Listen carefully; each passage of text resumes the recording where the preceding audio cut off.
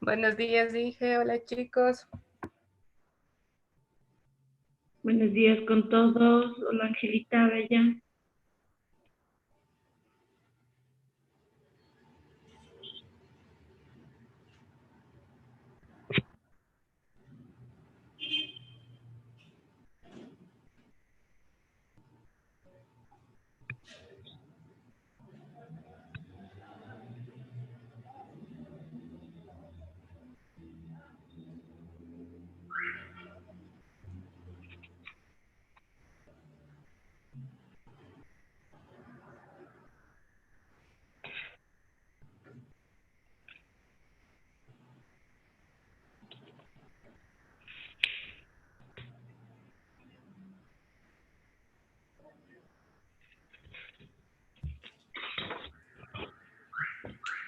Buen día, chicos.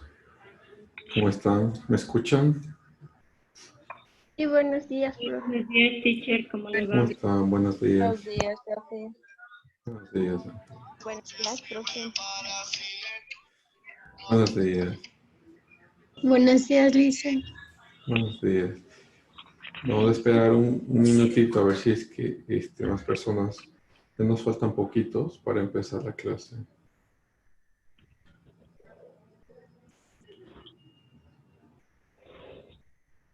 Profe, buenos días. Buenos días, Ariel.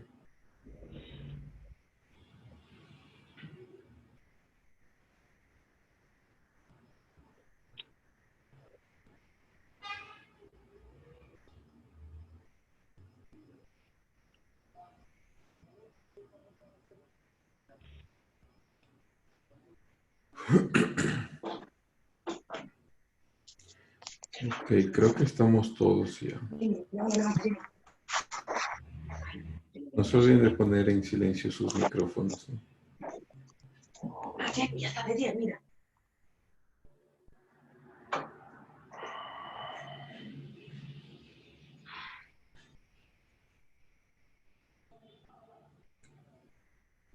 Ok, buen día. Espero encontrarlos bien. Espero que estén bien. Vamos a tomar la lista al final de la clase, de forma que no se nos vayan, porque nos hemos tomado la clase pasada, nos tomamos casi 15 minutos hasta empezar la clase y es como demasiado tiempo, entonces lo vamos a hacer al final. Veremos, ya nos faltan solo 2 personas más, ya se están conectando. Antes de empezar entonces la clase, quiero preguntarles cómo les fue con la lectura. Todavía tienen, claro, algunos días para hacer el deber. Me parece que tienen como 5 días más. Pero cuéntenme de la lectura. ¿Qué les pareció? ¿Qué es lo importante que han sacado de la lectura? Si es que hay alguna pensamiento, teoría interesante que ustedes hayan visto de la lectura, les quisiera escuchar. Carmita, dale. Buenos días, teacher. En lo Buenos que días. contiene la lectura, yo estaba buscando un poco de la biografía del, del autor del artículo y quería saber, por ejemplo, por qué no sabía cómo entrar para encontrar, aparte de los artículos, algún libro de él. Y aparte de la lectura, sí, un poco compleja, pero hay que leerle de a poquito e irle sacando un resumen, e irle comprendiendo y buscando. Hay algunos términos nuevos que me parecieron para mí, entonces los anoté un poquito en mi criterio personal, ¿no? Gracias, Carmita. De todas maneras, conversanos sobre la lectura, ¿no? Es decir, ¿qué les pareció, qué te pareció la lectura? Los que ya hayan terminado, ¿no? Como yo todavía tienen algunos días para terminar la lectura y hacer el deber, pues los que ya lo hayan hecho, cuénteme sobre la lectura. Ya. Sí, dale. Perdón. Sobre la lectura sí le da un parámetro, o sea, nos da una idea más clara, aparte que nos basa un poquito del concepto como nos plantea ahí, y también nos da una idea clara cómo va la historia evolucionando cómo va creando desde la ciencia y cómo desde el pasado se va creando como una línea de tiempo. Aparte de eso, le ve los fundamentos, cómo nosotros podemos plantear, por ejemplo, y qué ver para nosotros hacer historia, o sea, en sí como ciencia, y cómo crear nosotros una investigación. Y también nos basa sobre la historia en el aspecto positivista, en el aspecto también mencionaba aristotélico. Entonces sí le da un giro en cómo se complementan aparte de lo que es las ciencias sociales y la historia, cómo hacer ciencia aparte de la historia. No sé si es que me doy a entender, Lizy. O sea, bueno, eso es lo que yo menos entendí en lo que refiere a la lectura. Ok, Carmita, muchas gracias. ¿Alguien más?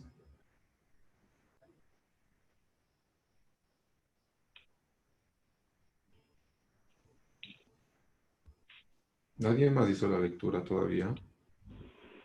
Ricardo, por favor. Buenos días. Buenos días. Sí, me ha parecido muy interesante, la verdad. Yo creo que todos teníamos un concepto más o menos definido de lo que era historia y pues la verdad bastante corto en comparación con las conclusiones que nos da todo este texto.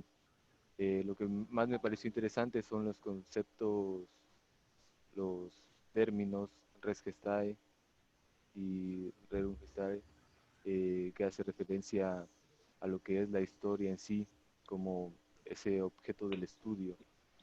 Y lo otro, pues, cuáles son esos métodos que utilizamos para obtener ese estudio. En ese caso sería la historia y la historiografía.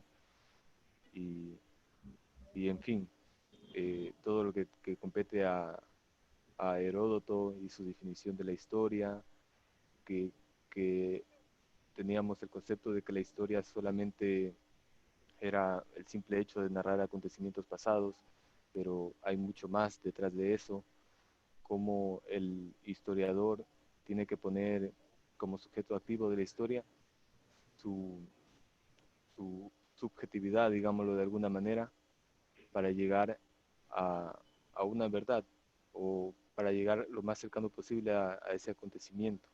Así que en general muy interesante. Bien, Ricardo, porque mira que has topado algunas cosas que vamos a intentar ver hoy. Estos términos son términos, de hecho son términos legales, ¿no? Pero son términos legales en latín. El res gestae, que es lo que vamos a ver hoy, el otro, el rerum gestarum también. Y vamos a tratar de entender la diferencia entre los dos y cómo se aplica la historia y el subjetivismo también de la historia, que es importante entenderlo, ¿no? Chévere, Ricardo, muchas gracias. Ana Carolina. Profe, buenos días. Buenos días, ¿cómo estás? Bien, bueno, lo que yo más o menos estuve comprendiendo y lo que más me logró captar la atención es sobre los variados conceptos de historia que nos brinda el artículo, porque si bien también nos da el concepto que creo que la mayoría tenía en mente, que es el conocimiento de sucesos pasados y que el historiador se basa en buscar respuestas para después poder tener una idea de cómo manejar el presente, ¿no? También se basa en que la consideran un arte por tener una musa y que Aristóteles también la consideraba así. Y por otro lado, el debate, se podría decir que el pequeño debate que se tiene con decir si es o no es una ciencia, pero bueno, lo que entendí también es que pues claramente afirman que es una ciencia porque comienza haciendo preguntas, es humanística, es racional, tiene instancias de autorrevelación y tiene procesos, ¿no? Y también aparte de eso tiene leyes que en sí enmarcan un poco lo que vendría marcando la vida del ser humano. Pues sí, mira, que es interesante sobre la ciencia, porque pues ahí entra mucho el positivismo y vamos a ver cómo lo podemos empatar con estas ciencias, que no son ciencias duras, ¿no? Son ciencias blandas que se llamarían, que son parte de las ciencias sociales, pero todavía sigue siendo ciencia. Es todo un debate que podríamos tratar iniciarlo hoy de cierta forma, pero está bien. Gracias, Ana Carolina. Ángeles, Buenos días, Inge. buenos días. Bueno, yo lo que entendí, la verdad, como decía Carmita, está demasiado compleja la lectura, que hay partes que entendí, partes que no, pero yo creo que las partes Cuéntanos las que entendiste. exacto, las partes que no entendí voy a volver a leerlas, pero hasta lo que yo entendí, como decía Carolina, hay diferentes conceptos de historia en las cuales si nos detenemos a verlos bien, tienen cierta similitud en cada concepto. Aparte de eso, también vi o se decía en la lectura el largo trabajo que hacen los investigadores, ¿no? Los pasos que ellos deben seguir para narrar una historia, que tiene que ser veraz, tienen que estar atentos a los acontecimientos que pasaron antes. Y eso fue lo que yo entendí de la lectura hasta ahora de lo que entiendo, que creo que es la mitad. Ok, gracias, Ángeles. Ok, entonces empecemos con nuestra clase. ¿Pueden ver la pantalla que está aquí?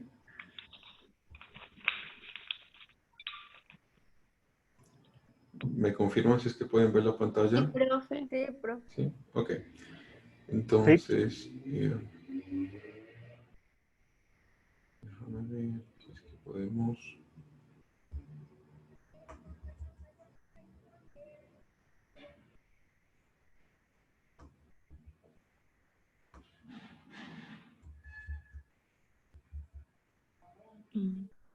Ojalá lo puedan ver. Lo que está repetido 2 veces.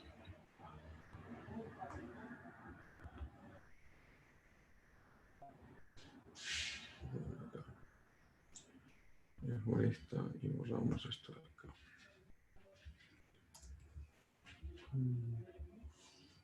Bueno, y si nos van a disculpar porque esto de la tecnología siempre sigue siendo un problema. Ok, pero ojalá lo puedan ver. Si ven la palabra que está acá, ¿no? Histopia. O necesitan que lo haga más grande. Sí, está bien, profe. Fíjense. Ojalá la puedan copiar. Histopia es una palabra en griego, ¿no?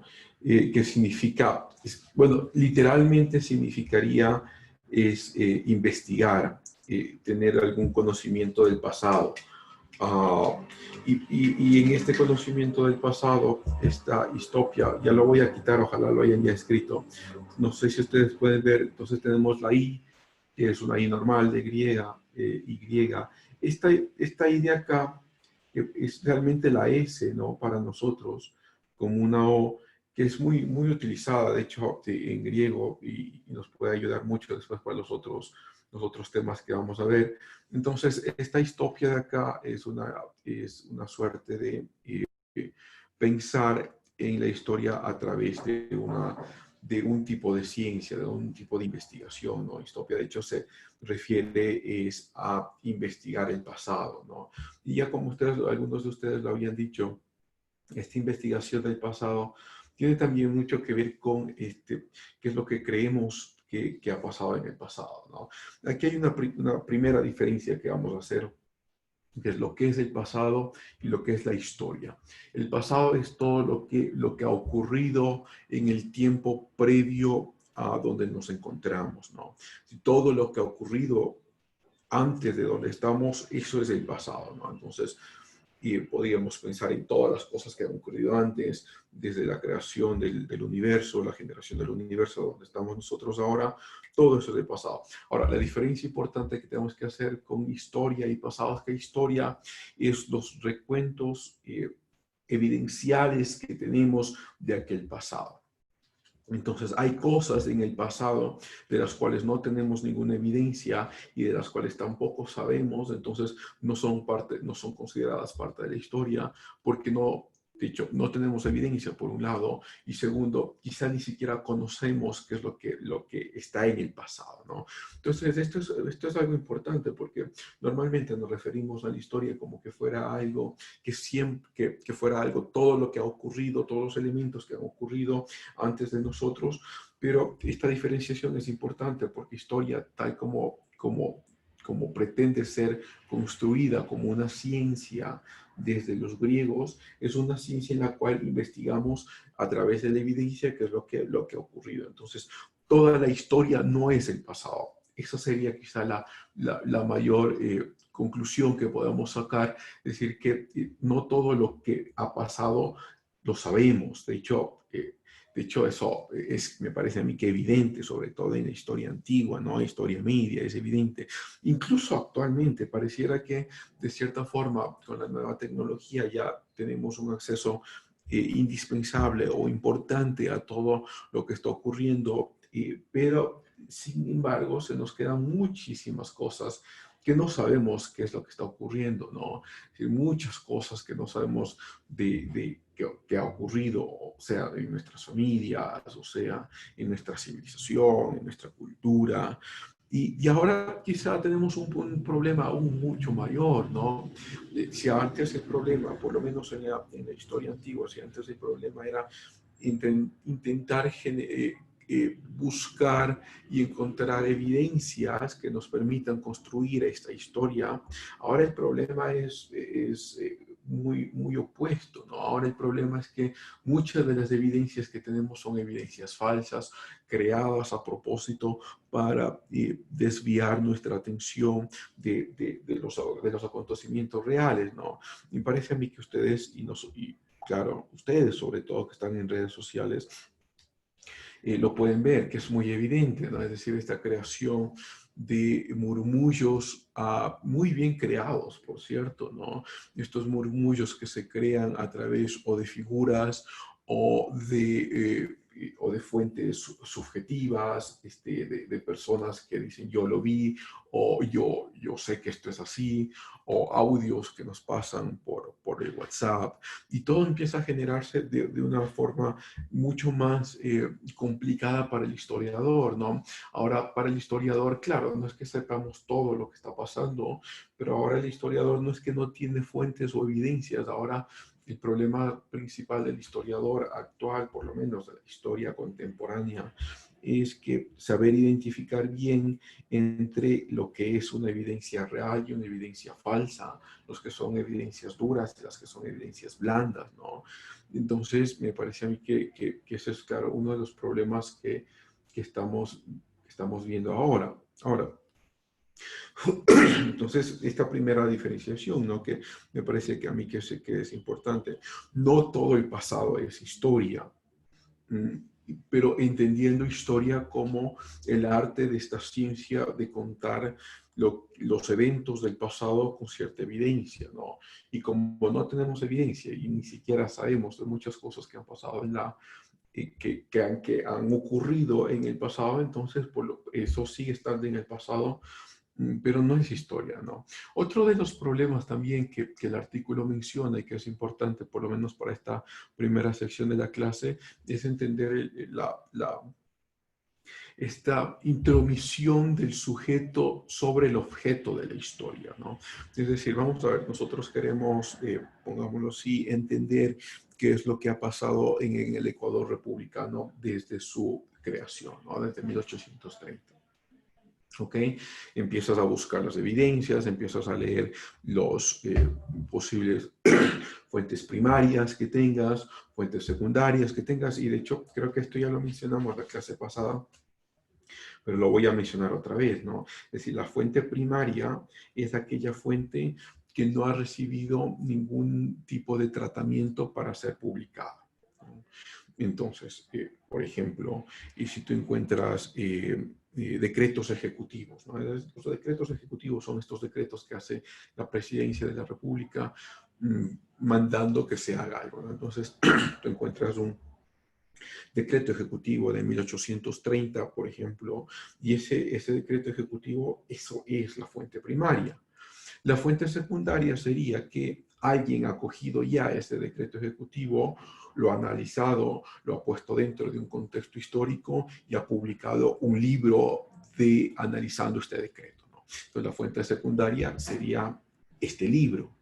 Entonces es importante mencionar esto porque la historia, por lo menos la primera parte, que es la parte historiográfica, que vamos a ver qué significa esto, se construye a través de las fuentes secundarias y la historia per se se construye a través de las fuentes primarias. A ver si lo podemos entender.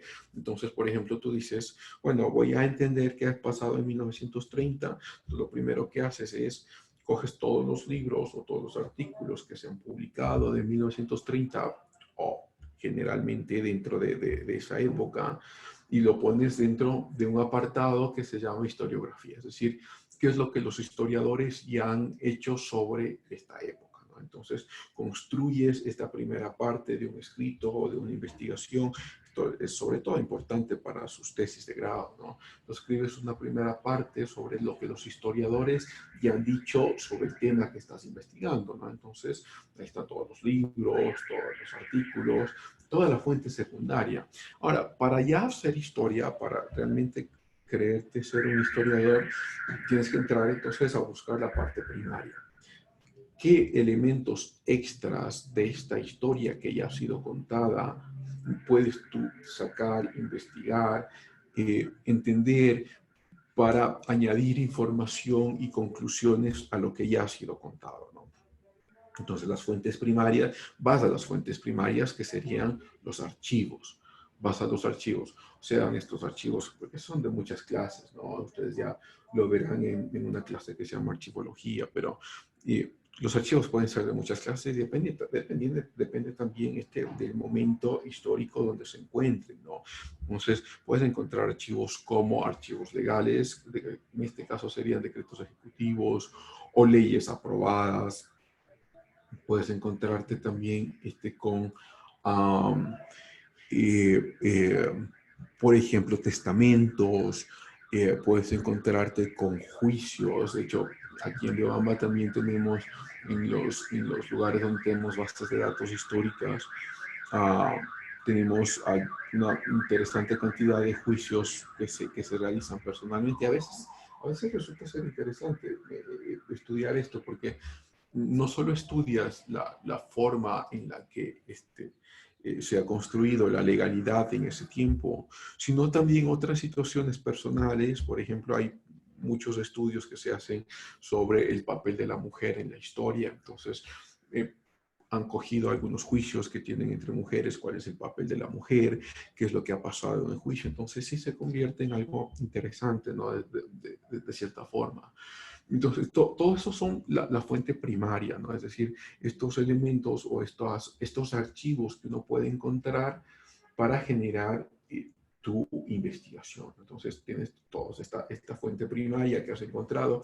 Ahora, esta fuente primaria necesitas ponerlo dentro de un contexto, ¿no? Y este contexto lo creas o a través ya de fuente secundaria, es decir, de libros o gente que ya ha escrito sobre el tema, o lo encuentras tú mismo o creas tú mismo tu contexto. Ahora, quizá la parte más, sobre todo para la historia moderna y contemporánea, una buena parte de hacer historia es encontrar fuentes secundarias a través de los periódicos. Entonces, en los periódicos, sobre todo, como digo, para la época moderna y contemporánea, ¿no?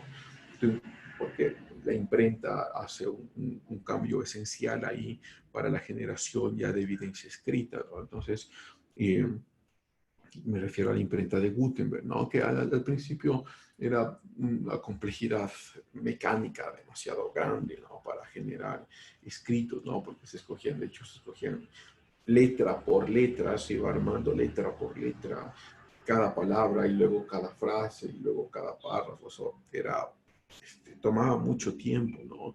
Y el posible número de copias también era limitado, también porque el analfabetismo era muy alto, ¿no? Entonces no muchos podían leer.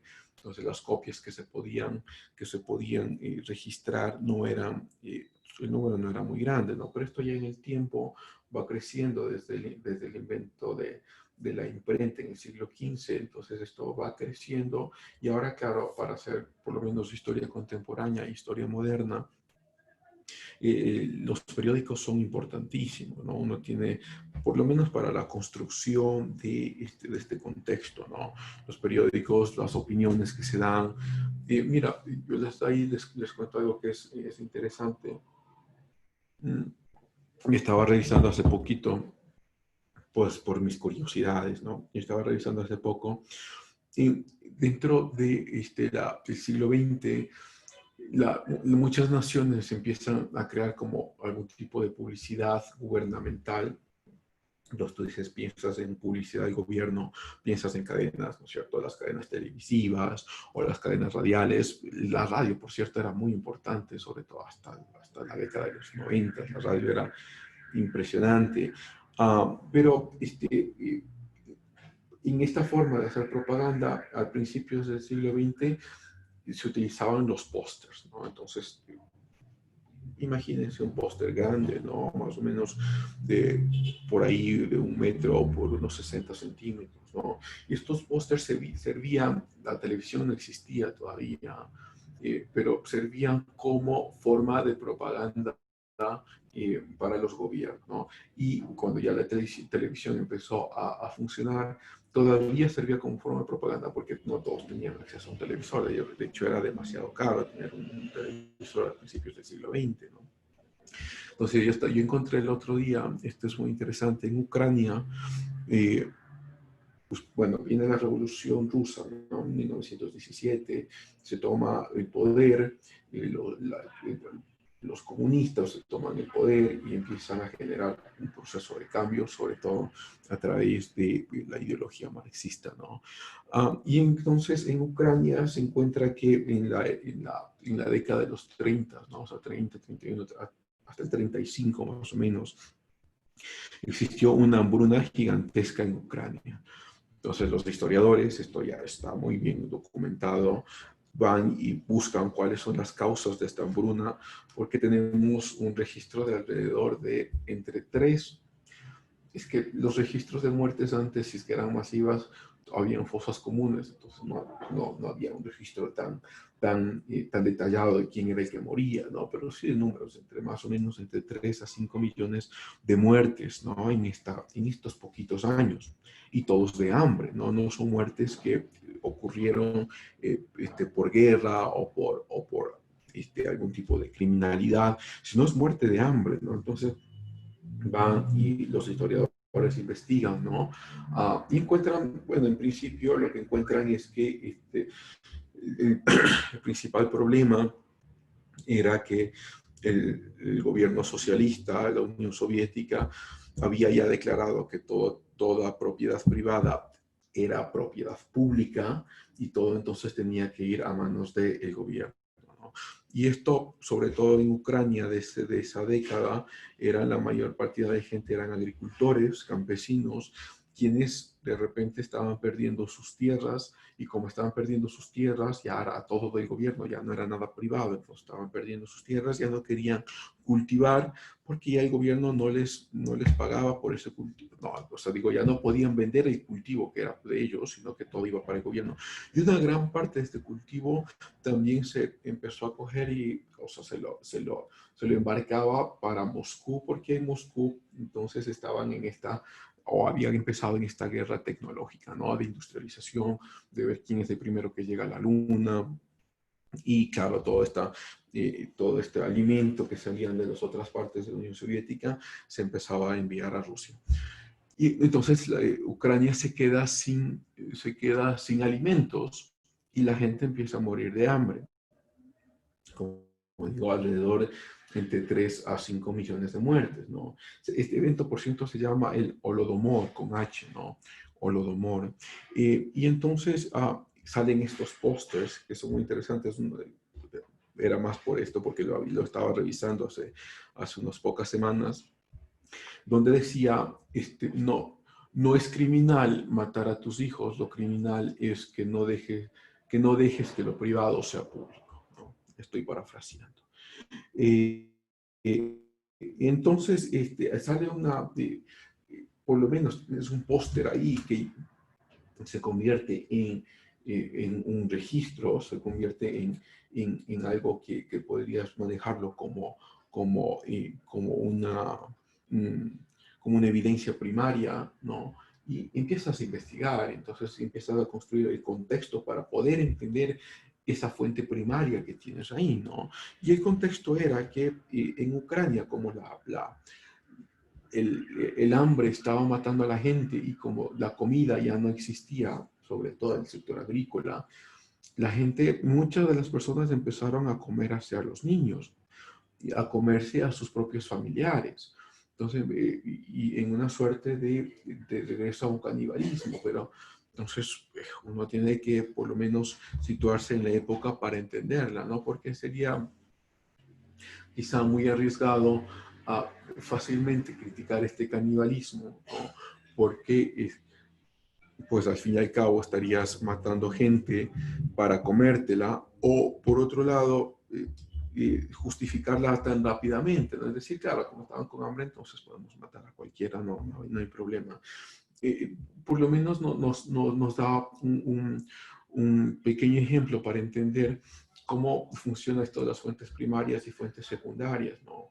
Es decir, la fuente primaria es ya hacer historia per se, y la fuente secundaria nos ayuda para entender el contexto, y la fuente secundaria se entendería más o menos como una suerte de la historiografía, que no vemos todavía eso, pero ya lo vamos a ver, esperemos que en esta clase, sino la próxima semana. Pero de todas maneras también nos sitúa en un debate de la moralidad de la historia, ¿no? Es decir, que ya algo lo habíamos mencionado en la clase pasada, pero no se olviden, ¿no? Cualquiera que quiera comentar o preguntar o decir algo puede alzar la mano. ¿No? Yo estoy atento acá a lo que pasa con ustedes. Entonces, decía de la moralidad de la historia, ¿no? Es decir, nos situamos como un agente externo de la historia en la cual vemos la historia como sucesos de los cuales no podemos criticarlos, sino solo entenderlos. Es decir, solo entendemos lo que está pasando y entendemos las causas y los efectos, pero no podemos criticarla. Esa sería como una de las posiciones de esta moralidad de la historia. O la otra posición sería, sí, entendemos las causas y los efectos, pero sí podemos criticarlas desde una concepción de moralidad que tenemos, ¿no? Entonces, no hablamos todavía de moralidad muy grande, muy ampliamente, pero pongámoslo en términos generales, como que todos estuviésemos de acuerdo de qué significa el bien y el mal, ¿no?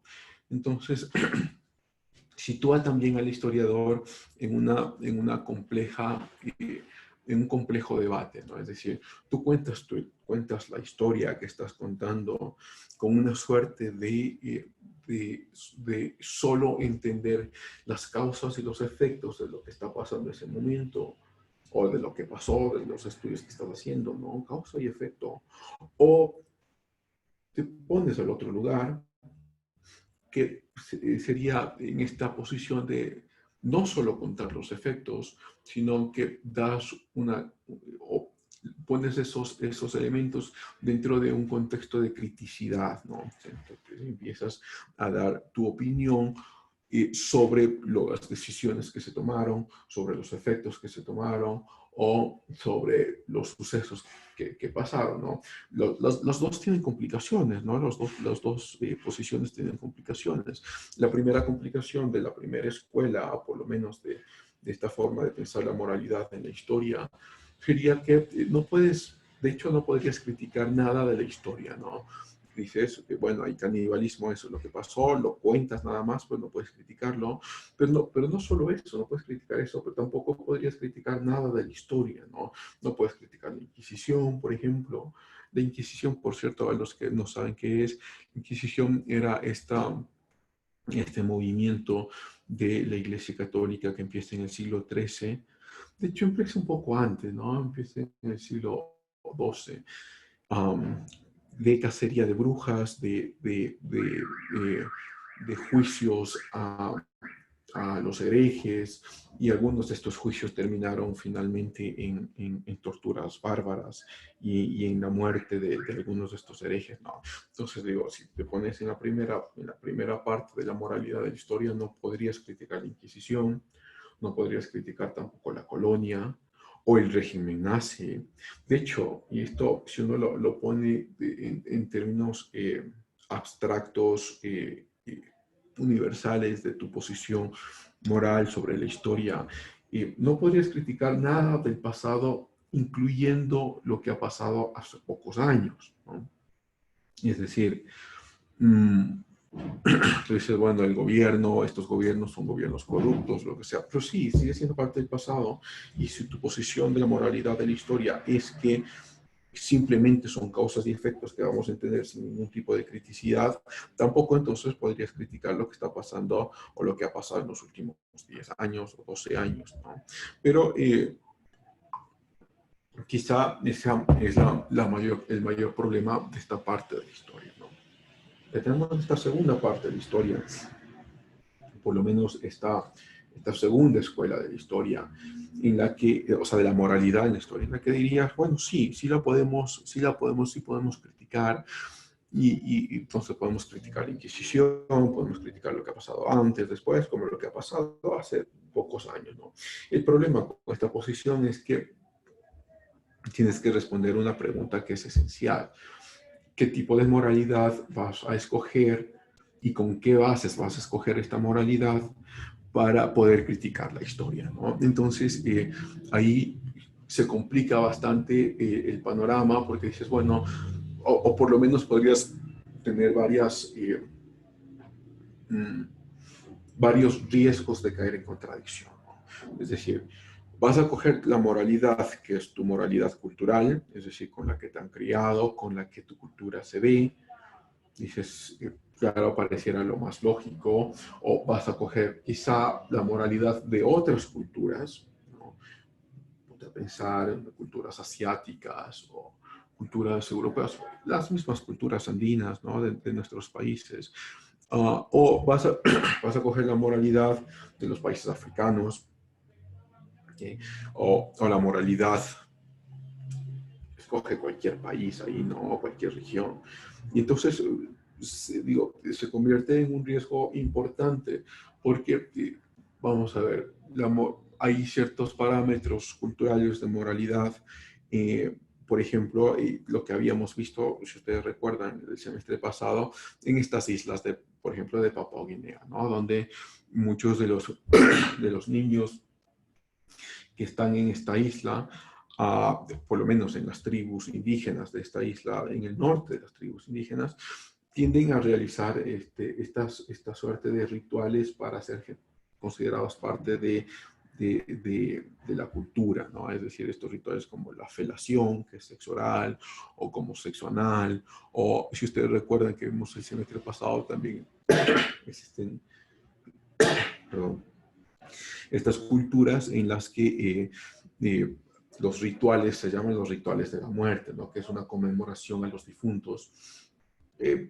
Ideas similares a las que tenemos acá, pero esta conmemoración, entonces este ritual es a través de gente que está bailando como tributo, ¿no? A la muerte y a los muertos, pero están alrededor de la gente, de los bailarines, están los familiares de los muertos, y estos familiares de los muertos, cuando el ritual llega al éxtasis, cogen resina o están ya hirviendo la resina ahí, y cuando llegan al éxtasis del ritual, toman la resina y lo vierten en los danzantes, ¿no? Hasta que los danzantes están quemados.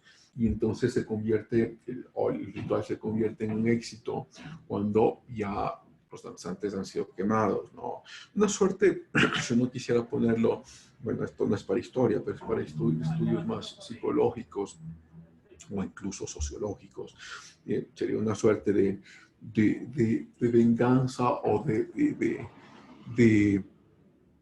respuesta al dolor que trae la muerte, ¿no?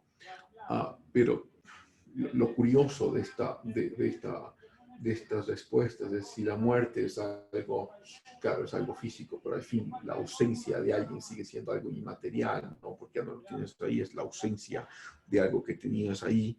Entonces sigue siendo una respuesta material a algo inmaterial, que es, como digo, por lo menos o filosófica también sería algo muy interesante de pensarlo, ¿no? Es decir, das una respuesta material a algo que es completamente inmaterial, ¿no? Y pareciera por lo menos caer en algo de incoherencia, ¿no? Tú pretendes dar una respuesta material a algo material, una respuesta inmaterial a algo inmaterial, ¿no? Pero no, y es como pensarlo también en el fin de año, ¿no? En los fines de año que tenemos en nuestro Ecuador y también en algunos países de América Latina, aunque acá la celebración es muy interesante.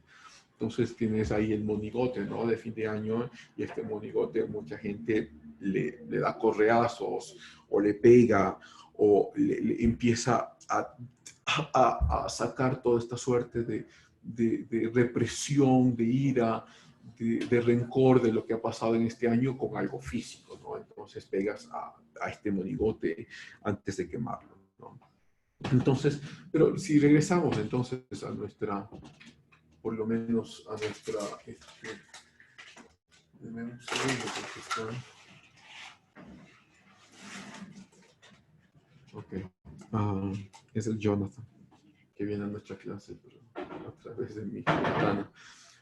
Entonces, esta forma de ver la moralidad, ¿no? Este problema de pensar, bueno, ¿qué tipo de moralidad vas a coger como una suerte de criticidad de la historia? Y te convierte, o sea, por lo menos te enfrenta con un problema real, ¿no? Porque uno podría pensar, bueno, tenemos todas estas moralidades actuales, o por lo menos moralidades culturales contemporáneas, pero en la historia tenemos todo tipo de moralidad, ¿no? Me refiero a moralidad cultural por el momento. Es decir, si uno regresa 2000 años y te encuentras en el Imperio Romano, en el Imperio Romano las mujeres y los niños, y de hecho esto viene desde Grecia, ¿no? No tienen ningún tipo de opinión, valen menos que los hombres y los niños valen menos que las mujeres, ¿no? Entonces son fácilmente desechados, o sea, asesinados al fin y al cabo. Y las mujeres no pueden opinar más allá de lo que el marido les permita.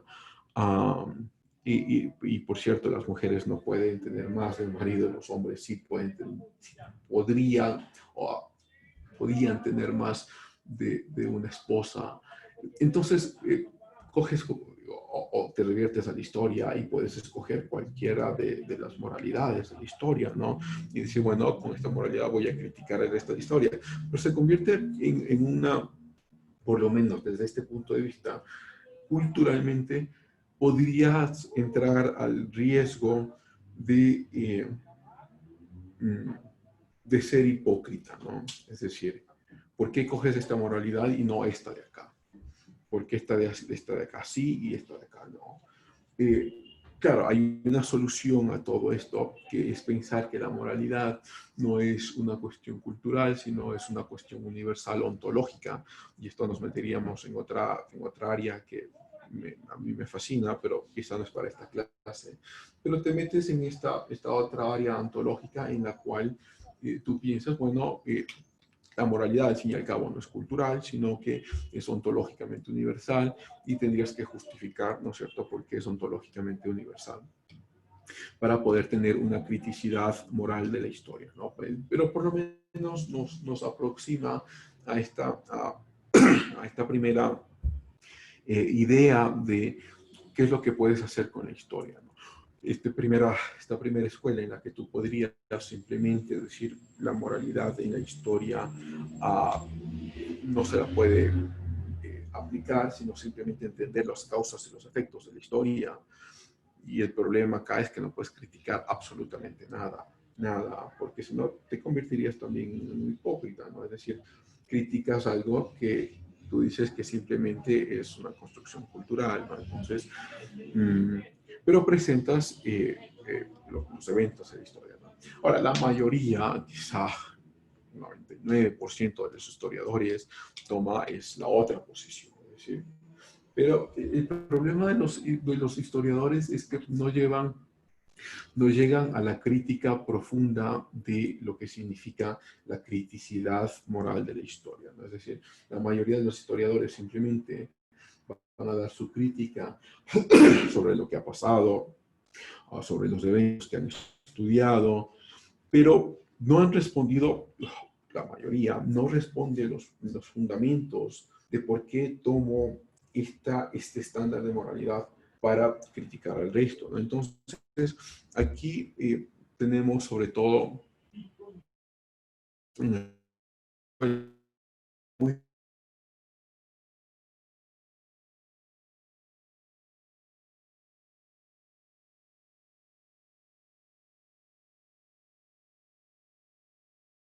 critica el resto de la historia a través de esta visión marxista. El problema, claro, el problema es que no han justificado por qué debemos entonces coger este contexto marxista para... Denme un segundo nomás. Denme un segundo, por favor.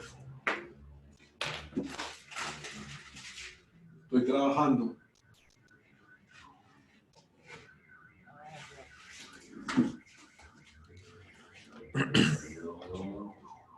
Entonces, perdón. Entonces, a lo que iba es que muy pocos historiadores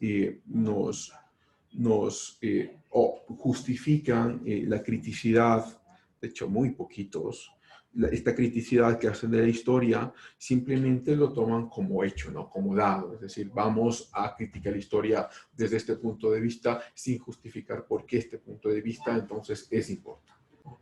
Entonces, me parece a mí que los dos puntos de vista tienen sus problemas. La mayoría de historiadores se va por la segunda escuela. Sin embargo, hay esta gran problemática, como menciono, que la justificación de por qué coger ciertos contextos y no otros, ¿no? Eso por un lado. Están terriblemente callados, entonces ojalá puedan comentar algo si es que quieren hacerlo, ¿no? Y por otro lado, también nos involucra a esta idea de la funcionalidad de la historia, ¿no? Es decir, la historia tiene su función. Y bueno, preguntémosles, ¿no? Yo voy a preguntarles, ¿qué creen ustedes? ¿Cuál es la función de la historia?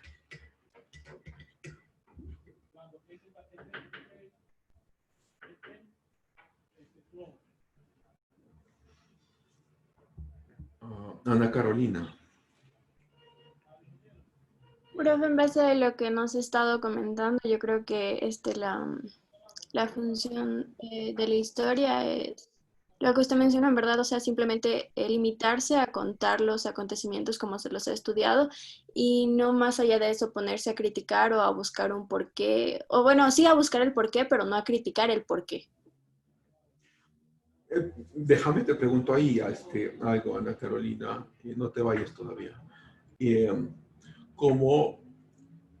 ¿Cómo resuelves entonces el problema de la historia contemporánea, ¿no? Es decir, ¿qué respuesta le darías? Por ejemplo, tú, vamos a ponerlo así, has hecho un estudio de la corrupción de los gobiernos ecuatorianos desde el regreso a la democracia, ¿no? Es decir, desde 1979, sí, desde el 79,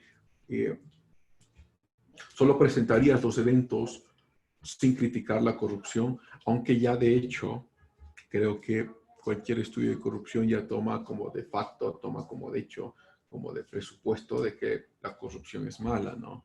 Y sin embargo, entonces estudias la corrupción de alguna forma y dices, esto es lo que ha pasado, y entonces de alguna forma caería uno en la conclusión de que es mala.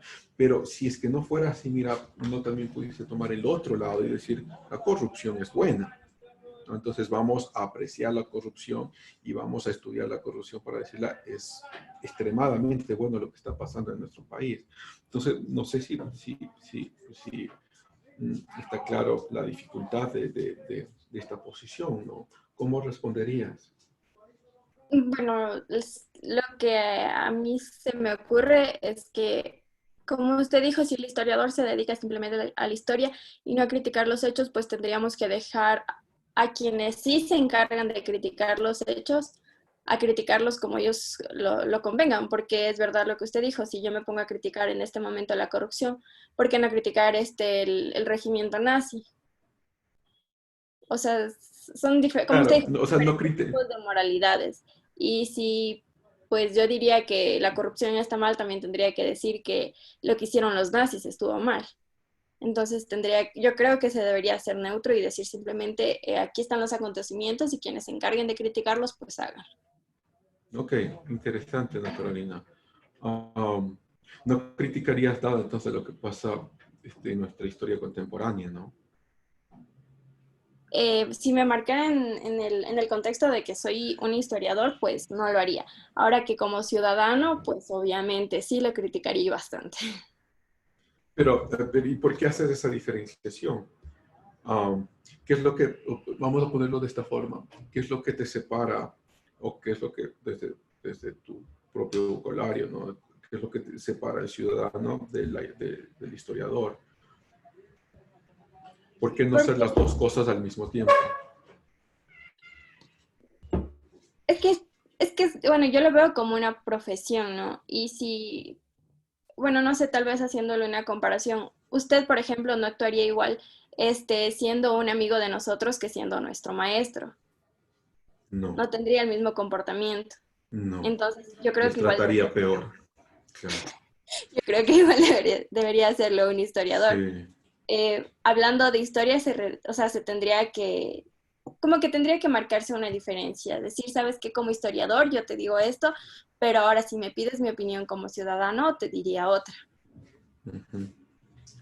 Ok, interesante, Ana Carolina. Déjame ver, no te vayas todavía si es que alguien quiere dar un comentario a lo que has dicho o a lo que yo he dicho y para seguir nuestra conversación. Wow, están dormidos todavía, la mayoría está en la cama, supongo. Eh, ok, Ricardo, te escucho, te escuchamos. Bueno, yo creo que sí sería necesario realizar una crítica, ya que, por decirlo así, supongamos tenemos presentes todas las pruebas del pasado, ¿no?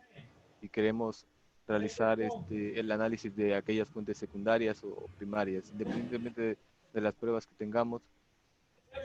El pasado, muchas veces he escuchado que dicen que el pasado se cuenta por sí solo, pero no podría ser así. Siempre es necesario, creo, de alguna manera, que intervenga el historiador, que apele esas ideas, que las transforme, como quien dice, que les dé vida reordenándolas, reorganizándolas, poniéndolas en el contexto en el que él desee.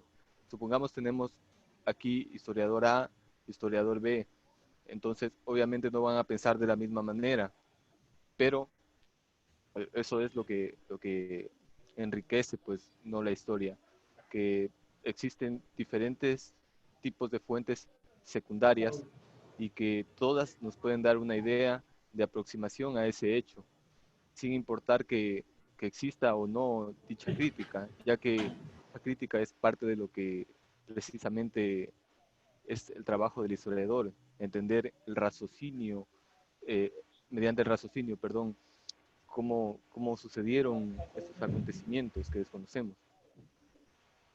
Ok. Hay algunas cosas interesantes ahí, Ricardo. Dame un segundo. Ariel, te escuchamos. No se vayan, por favor. Ricardo y Ana Carolina. Buenos días Vale, con Ariel. todos. Justo lo que dijo Ricardo tiene razón, porque lo que un historiador siempre va a tener va a tener su crítica, siempre va a criticar de muchas cosas. De eso se trata un historiador, de buscar la verdad, de, de buscar soluciones. Entonces ahí comienza a criticar, ahí comienza a, a buscar la verdad. porque mediante la crítica se sigue criticando y se sigue buscando la verdad para muchas cosas, para la política mismo y para la historia.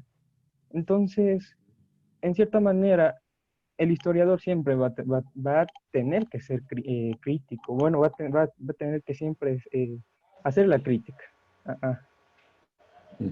Ok, no se vayan, por favor. Carmita. Teacher, quería preguntarle, o sea que un historiador siempre tiene que ser crítico, pero ¿quién critica al historiador cuando, por ejemplo, se va por un lineamiento, compartiendo su idea, por ejemplo, que está a favor del capitalismo, por así decirlo, solo un ejemplo, y el otro historiador está por la parte del socialismo? ¿Quién crea él? O sea, ¿quién le critica al historiador? Y cómo él puede influenciar en las masas de decir quién está en lo correcto y quién no. O sea, no, ¿cómo podría ser? ¿Cómo ser neutrales ante eso? Ante las realidades también que se pasa y cómo la realidad de la persona. Ricardo, ¿querías decir algo? Sí, que, bueno, pues yo considero que a lo mejor el término objetividad no necesariamente implica neutralidad. Si nos ponemos a pensar de este modo, nos saldríamos un poco del contexto de lo que es la historia y, bueno, redundaría en lo que dije, pero es más utilizar argumentos o inferir en las pruebas que existen para llegar de una manera lógica, si es que se puede decir así, a un contexto que queremos averiguar. No sé si le queda claro o se me entiende, ¿no? Ok, gracias, Ricardo. Vamos a ver, déjenme les hago una consulta. ¿Creen que la verdad es parte de la moralidad?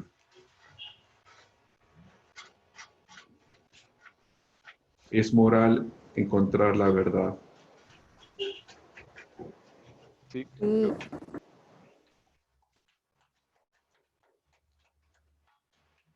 Nicole, ¿tú decías algo? Yo creo que sí, profe. Buenos días. Buenos días, Nicole.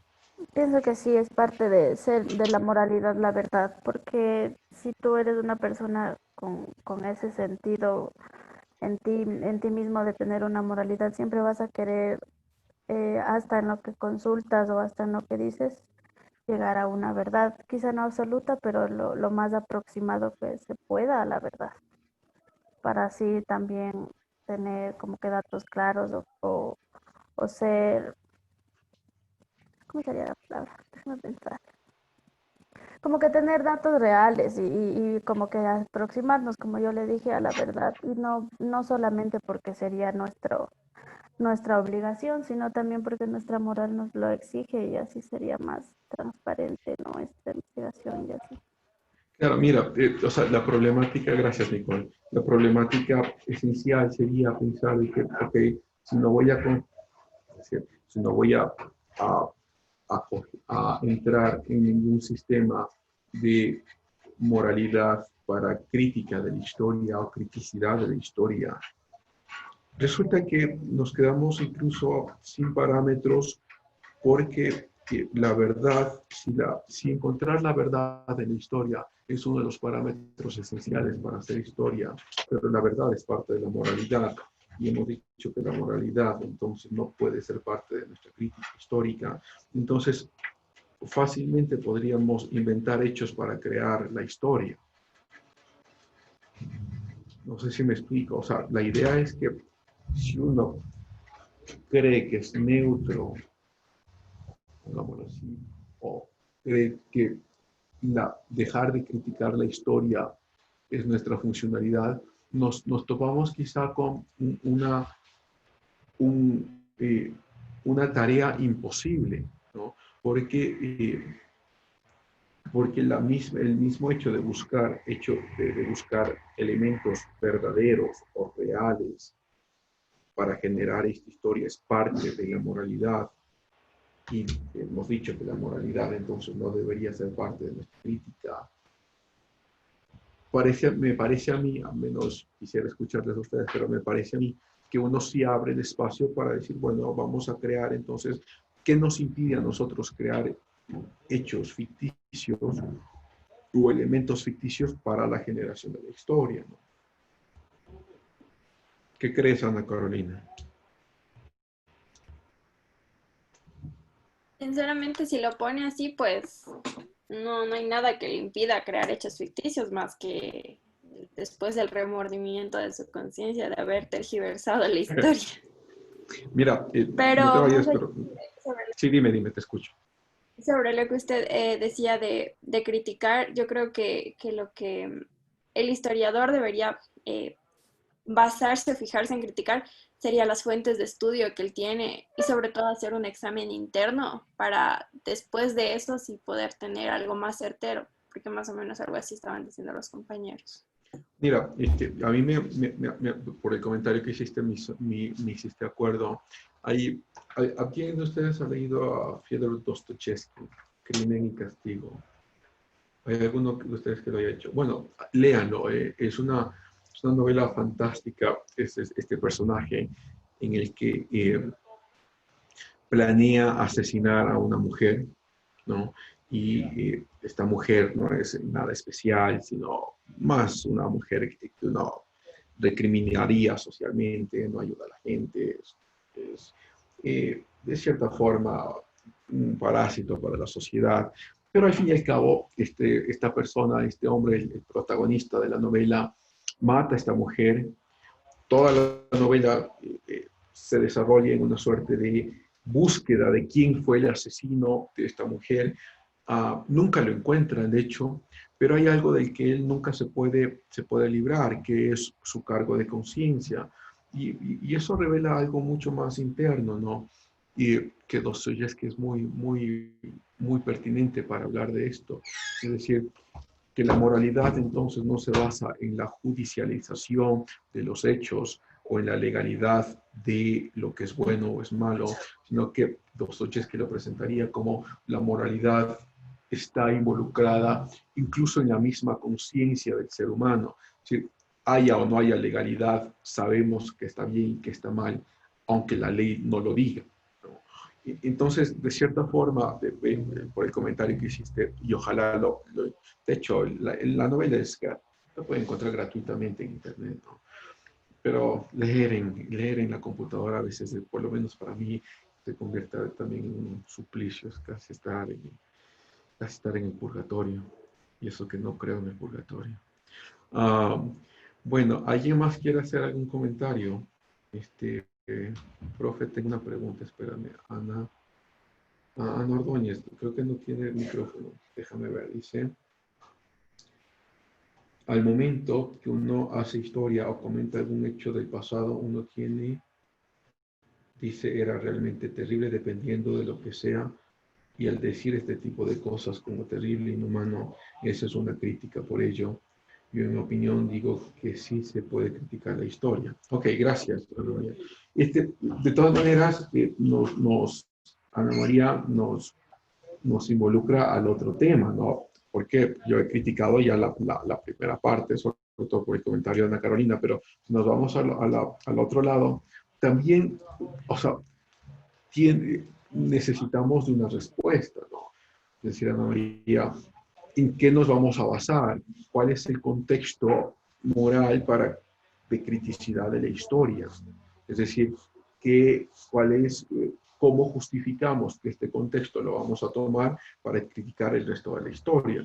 Y entonces, ahí sí quisiera escuchar a los que piensan que sí podemos criticar la historia, ¿no? Es decir, ¿cómo justificamos nuestro contexto de moralidad para criticar el resto de la historia? Es decir, entonces este contexto es universal para todos, ¿no?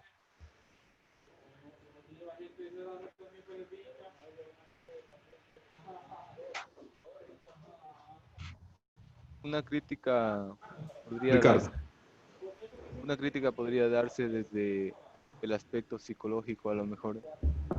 Si tenemos algún registro, supongamos, queremos hablar del pensamiento personal de Hitler, de su vida personal, cómo era él, con su esposa, con las personas más cercanas. Entonces podríamos verlo desde un aspecto psicológico, las cosas que le gustaban, no le gustaban, y meternos en esto del idealismo histórico. Sí, sí, sí podemos hacerlo, Ricardo. Pero mira, todavía mantenemos el problema, ¿no? Es decir, si nosotros sí vamos a entrar a dar una opinión, al fin y al cabo, de la historia, basado o cómo justificamos nuestro contexto para decir que ciertos eventos en la historia estuvieron mal y ciertos eventos estuvieron bien, ¿no? Entonces, me parece a mí que, Carmita, tú querías decir algo, que veo tu mano alzada.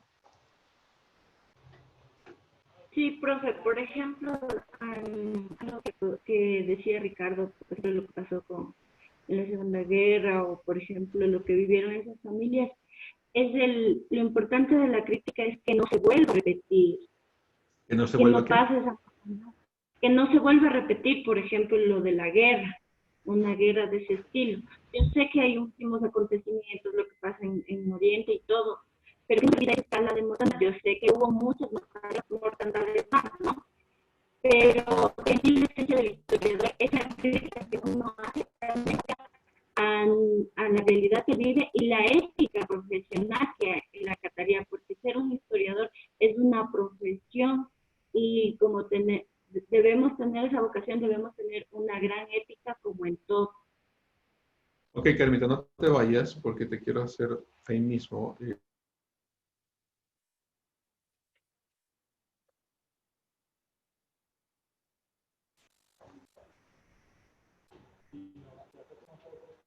¿Me escuchaste, Carmita?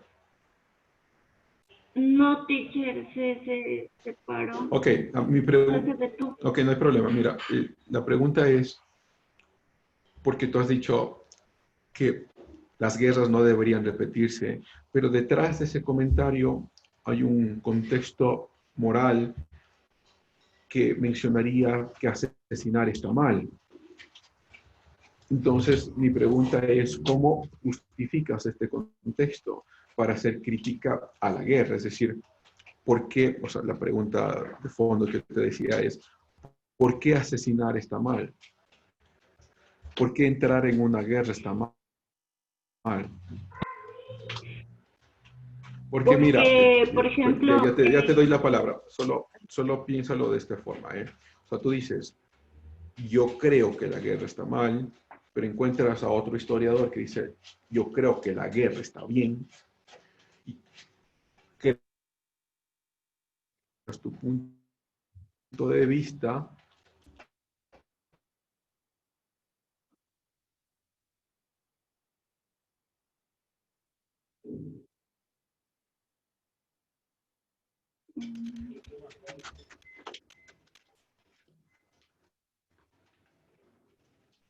¿Me escuchaste? se detuvo otra vez, teacher.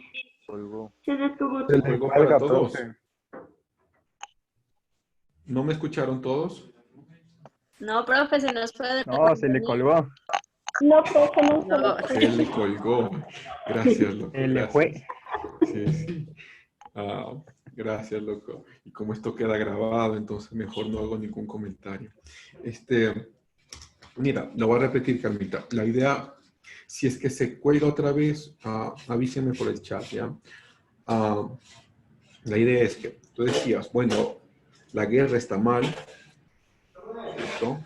Entonces, si la guerra está mal, lo que está por detrás es porque tú has dicho, no deberíamos repetir las guerras. Lo que quiere decir que la guerra está mal, lo que está detrás es que asesinar está mal, ¿ok? Pero, ¿cómo justificas ese tu punto de vista en relación a otros historiadores o cualquier persona, de hecho, que diría, no, la guerra está bien, asesinar está bien? Entonces, ¿cómo justificas? Porque tu posición es, si vamos a tener una crítica de la historia, porque tu posición debe ser considerada por encima de los otros, o porque tu posición al fin y al cabo debería ser considerada si tenemos estos otros que dicen que la guerra está bien?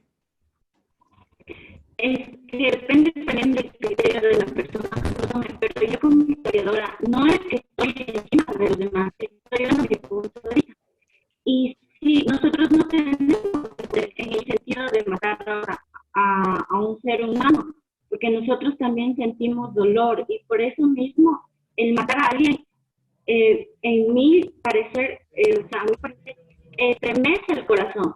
Entonces, no repetir eso se refiere a que darnos cuenta a quién ponemos de pie, a quiénes seguimos y cómo debemos educar a que no, más allá de un concepto. Y también se habla de, en mi moralidad, que para mí matar a alguien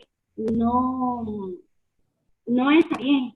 Estoy hablando de mi criterio, pero eso no quiere decir que sea algo absoluto, porque cada quien lo toma. Como usted dice, otros podrán estar a favor porque se defiende la patria, porque murieron, porque se creían superiores o por cualquier índole, pero eso es lo que yo lo veo así y que no sé si estoy bien. Ok, voy a darle la palabra a Ricardo y a Ángeles. Solo un segundo nada más. Mira, o sea, te dejo ahí para que lo pienses, para que si quieres responder después. Si tú dices que lo que yo creo no es absoluto, ¿no crees que de todas maneras entonces tienes el riesgo de entrar en una contradicción y decir voy a criticar la historia, aunque lo que yo digo es solo subjetivo? Entonces, como es subjetivo, aún lo voy a criticar. Entonces, corres el riesgo de entrar en una contradicción de decir, yo critico esto porque creo que hay parámetros morales, pero al mismo tiempo estoy diciendo no hay parámetros morales porque esto es solo mío.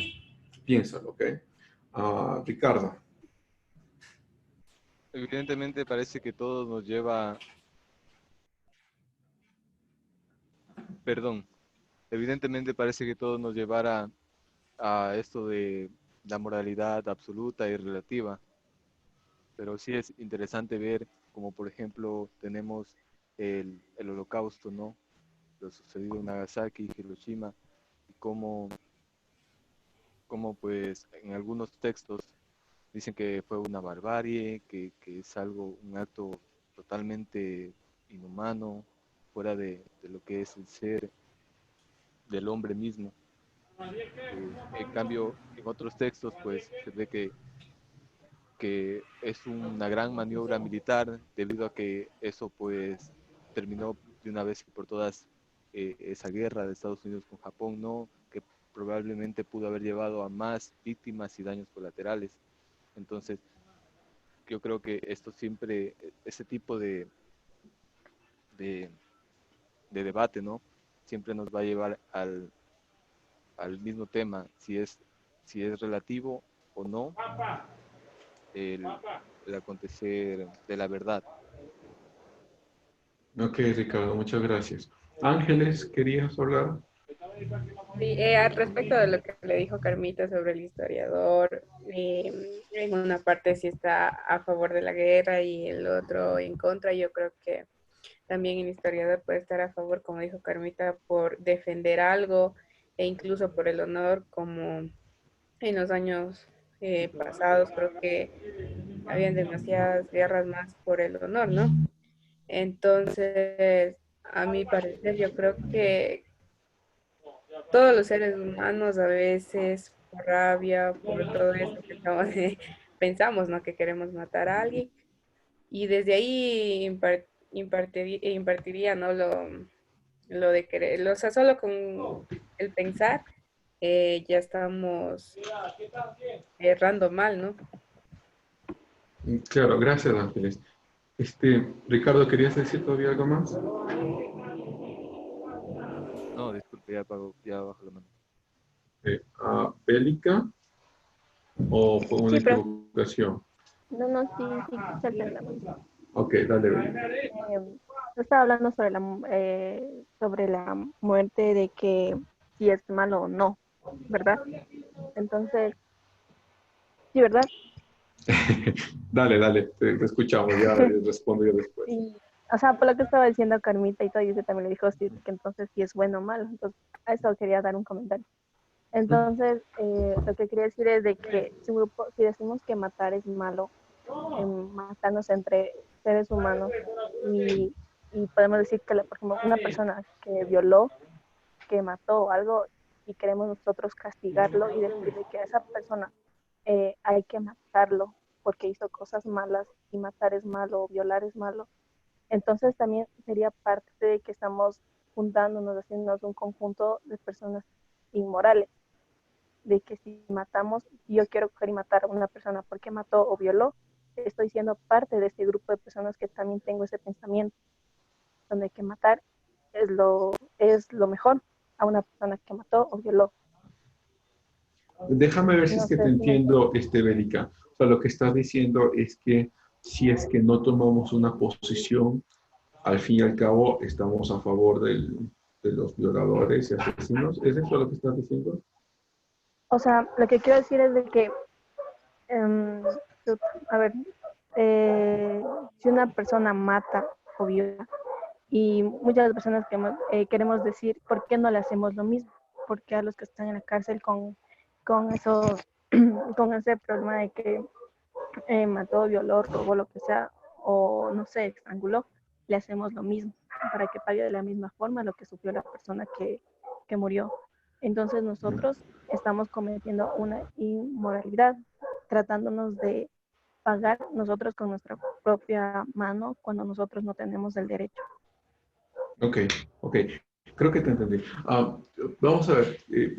Quizá ahí tenemos que retroceder un poco porque de lo que, tal como yo lo entiendo, es que lo que tú dices es si nosotros asesinamos al asesino, somos tan asesinos como el que matamos, ¿no? Eso, profe, exacto.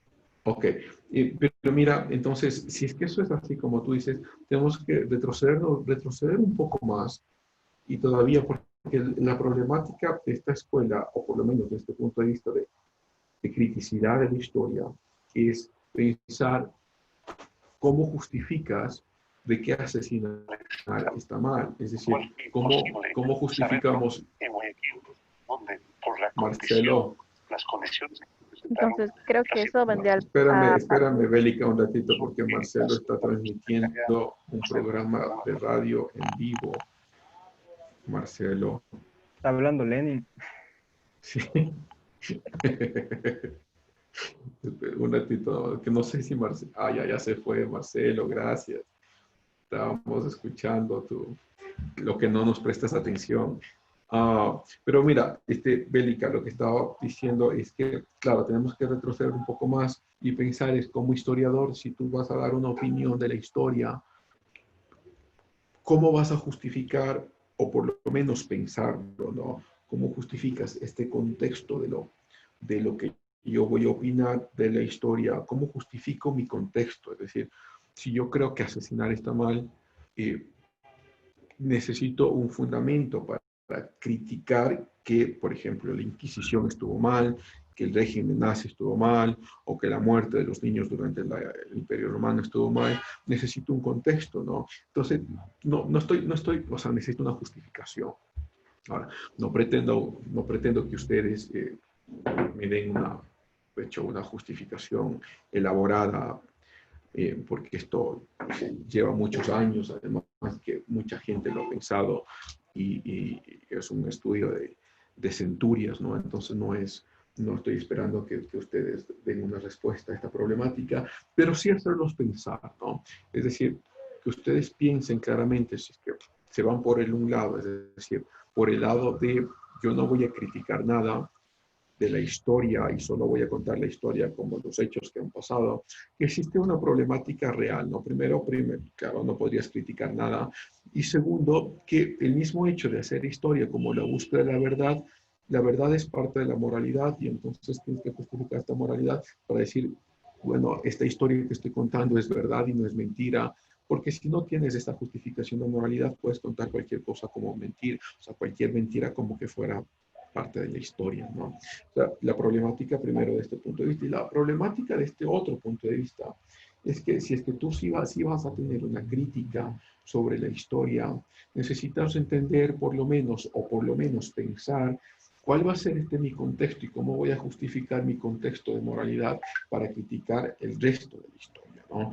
Es decir, necesitas ser mucho más profundo y ahí por lo menos creo que esto va a ser fundamental, pues, no solo para sus vidas, es decir, para lo que vendrá después, de los que muchos de ustedes quizá quieran entrar a programas de maestría, que muy pocos historiadores son profundos.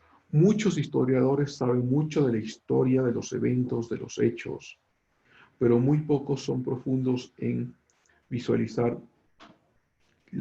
el contexto inmaterial de estos hechos. Es decir, la moralidad, por un lado, puede ser la búsqueda de la verdad, puede ser, por otro lado, cuáles estos aspectos psicológicos que nos llevan a tomar las decisiones que llevamos, cuál es la presión social. O sea, todos esos elementos a veces a los historiadores se nos escapan o intentan escapársenos porque pensamos que la historia es simplemente contamos los hechos, damos nuestra crítica y ahí acabamos. No, no, tenemos que ser mucho más profundos que eso, ¿no? Mucho más racionales. Quizá nos lleva nuestra misma forma de hacer la clase, nos lleva a intentar ser diferentes al resto de historiadores, a intentar ser diferentes del resto de estudiantes, a intentar, en mi caso, ser diferentes al resto de profesores, ¿no? Es decir, debemos ser mucho más perspicaces al momento de dar nuestra opinión o de enseñar nuestra clase, ¿no? Creo que por lo menos eso nos lleva esta criticidad. Por otro lado, ya, porque nos faltan como 11 minutos, pero tenemos que pensar todavía sobre la funcionalidad de la historia, ¿no? Porque mira, si la funcionalidad de la historia es encontrar o contar la verdad, resulta que ya la historia sale de un preconcepto de moralidad hecho, ¿no? Como que la verdad es el supremo y máximo elemento alrededor del cual se puede construir valores morales, ¿no? O éticos. Entonces, ¿cuál es la funcionalidad de la historia? Pero uno puede decir la funcionalidad de la historia si es contar la verdad, pero no solo eso, ¿sí? Quizá también una de las funciones más importantes de la historia es crear un contexto de pertinencia. Y esto es importante porque nos lleva a crear una comunidad en la cual tú sientes que eres parte de, porque tienes una historia en común, porque han vivido cosas en común. Es decir, cuando tú estás, por ejemplo, en un barrio o en tu comunidad, tú sabes que te sientes parte de esta comunidad porque han vivido muchas cosas juntos, porque han pasado muchos años y muchos elementos que lo han enfrentado juntos. Es como este momento, ¿no? Este momento nosotros estamos haciendo comunidad, ustedes y yo, porque estamos enfrentando esta problemática de la pandemia y de las clases a través de las aulas virtuales. Esto es completamente novedoso, pero al mismo tiempo nos da un sentido de pertinencia, es decir, ustedes sienten ser parte de esta clase y de este momento y sienten ser parte de lo que estamos viviendo, ¿no?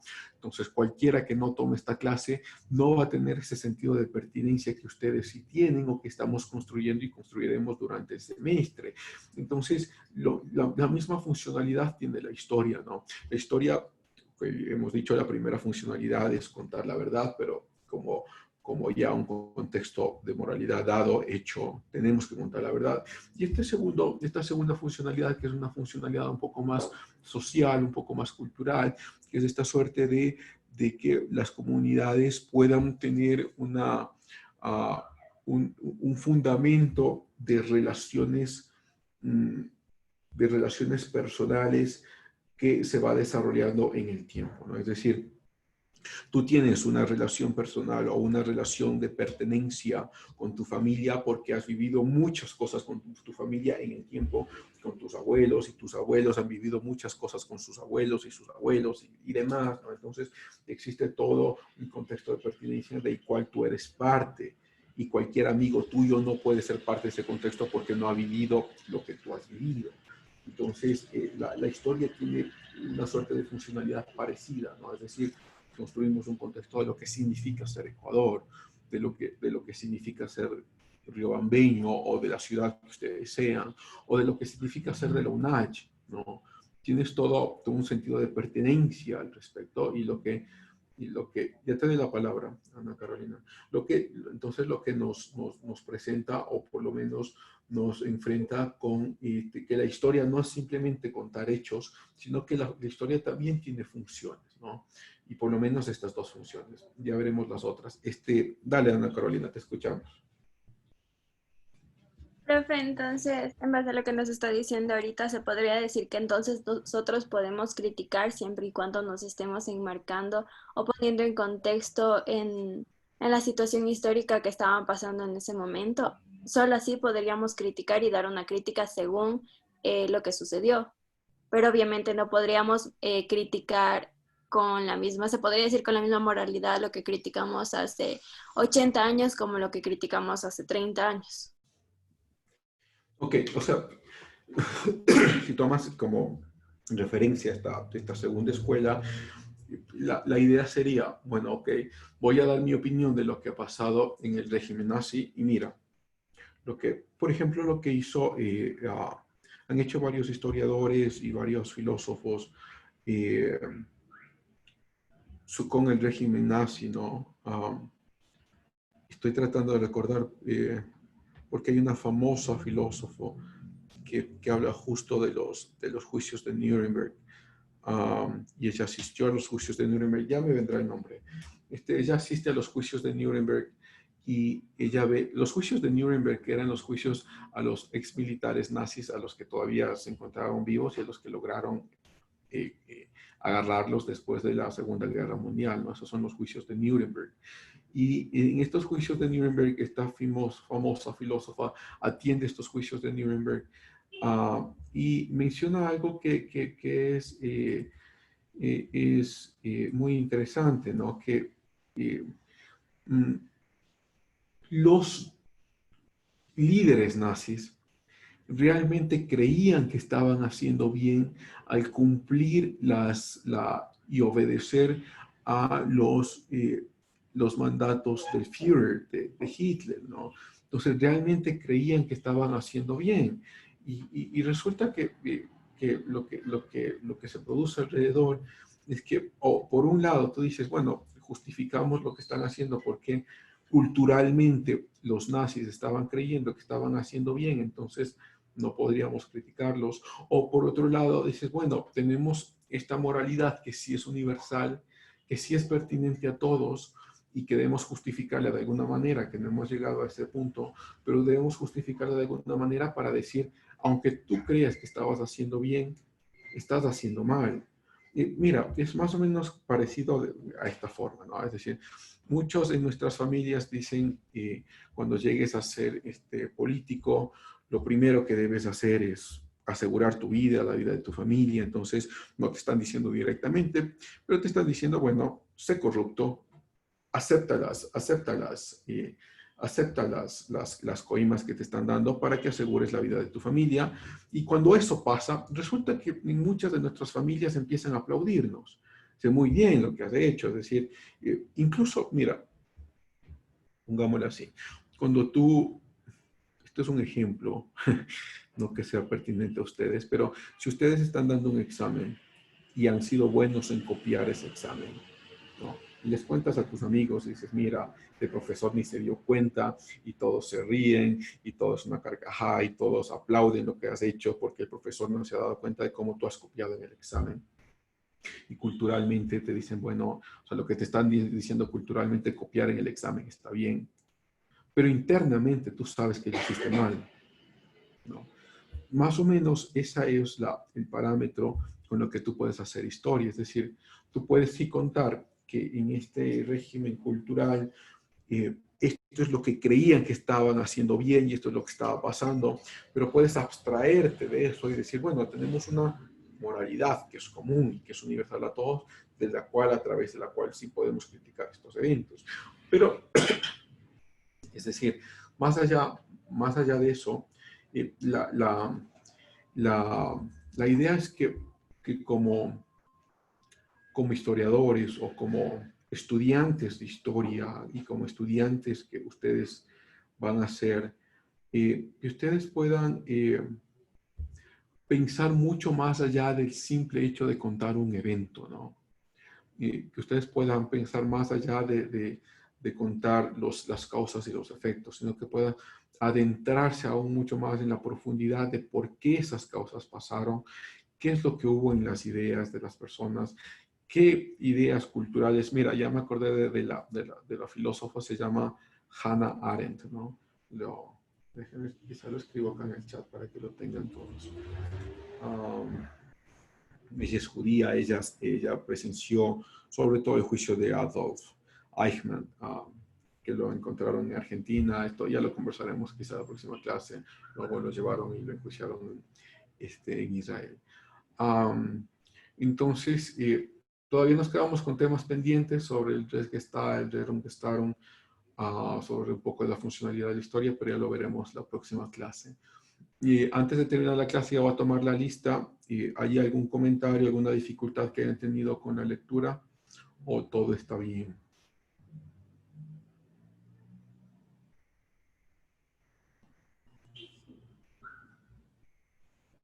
Ok, supongo que todo está muy bien. A ver, vamos a ver. Denis Andrade. Presente, profe.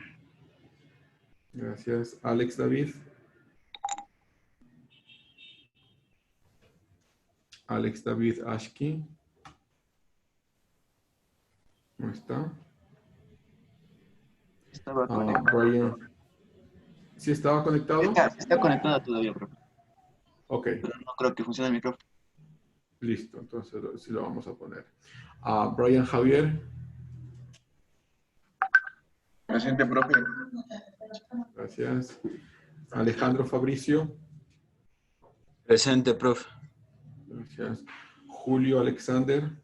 Buenos días, presente. Gracias, Julio. Carmen Rocío. Presente. Gracias. Milena Cristina. Presente, profe. Gracias. Mauricio Marcelo. Presente. Gracias. Silvana Pamela. Presente. Gracias. Tommy Elian. Presente, profe. Gracias. Ruth Elizabeth. Presente, profe. Gracias. José Daniel. Presente. Gracias. Judith Nicole. Presente. Gracias. Carla Elizabeth. Presente. Gracias. Edison Fabián. Muy buenos días, profe. Presente. Buen día, gracias. Catherine Estefanía. Presente, profe. Gracias, Catherine. Bélica. Presente, profe. Gracias. Evelyn Carolina. Presente, profe. Creo que hay algún niño ahí. Ana Carolina. Presente, profe. Gracias, Ricardo. Presente. Gracias, Lenín Adrián. Buenos días, profe. Presente. Buen día. Ana María. Buenos días, profe. Presente. Buenos días. Vanessa. Vanessa Yajaira. ¿No está Vanessa? ¿Pueden confirmar si está conectada? No está, profe. No está, ok. Gracias. Diego José. Buenos días, profe, presente. Buenos días. Silvana Marisol. No está, profe. ¿No está? Problemas con el aula virtual, me dijo. No podía. ¿Cómo, Pedro, otra vez? Me dijo que tenía problemas para ingresar con el aula virtual y que no podía conectarse por eso. Bueno, eso me dijo. Ok, que me escriba, por favor, porque si no va a estar con falta, ¿ok? Gracias, Pedro. Si está. Segundo, Antonio. Presente, profe. Gracias, segundo, Delia. Presente, profe. Buenos días. Buenos días. Rubí, Yomaira. Presente, profe. Gracias. Adriana, Corina. Presente, profe. Gracias. Darío, Javier. Buenos días, profe, presente. Buen día. Ariel, Marcelo. Presente. Gracias. Carmen, Eugenia. Presente, profe. Gracias. Mercy, Gabriela. Presente.